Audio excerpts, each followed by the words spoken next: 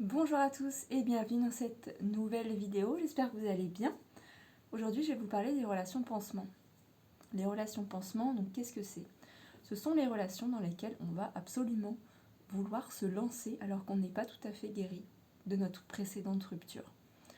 On va vouloir, mettre un pansement sur une blessure que l'on ne veut pas voir, une blessure causée par cette précédente rupture. Concrètement, donc du coup, comment ça se passe? Je vais me positionner dans la personne qui vient de rompre et à ce moment-là, je refuse de mettre un temps de pause après ma rupture, donc je vais vouloir me lancer dans une autre histoire très vite. Je rencontre quelqu'un où j'ai peut-être déjà quelqu'un en tête, j'ai peut-être aussi anticipé ce temps qui m'était nécessaire, et pour l'éviter, j'ai du coup pensé à une personne pour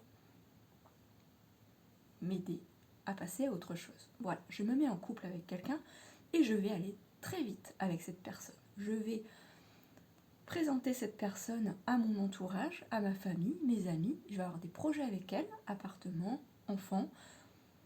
L'autre est totalement embarqué dans une histoire passionnelle, fusionnelle, dans laquelle tout va très vite.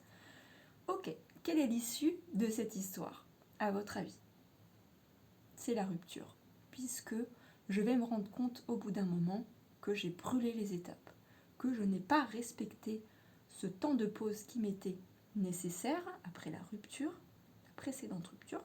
Du coup, je vais me rendre compte que j'ai brûlé les étapes, que j'ai été beaucoup trop vite, que je ne connais pas ou peu la personne avec qui je me suis mise en couple et que je n'ai pas forcément de sentiments amoureux pour elle. Donc, tout ça pour vous dire de prendre le temps de guérir de blessures causées par une précédente relation. C'est extrêmement important. Ça fait partie du coup des relations toxiques puisque inconsciemment on va embarquer la personne en face dans une relation qui n'est pas fondée sur des bases saines.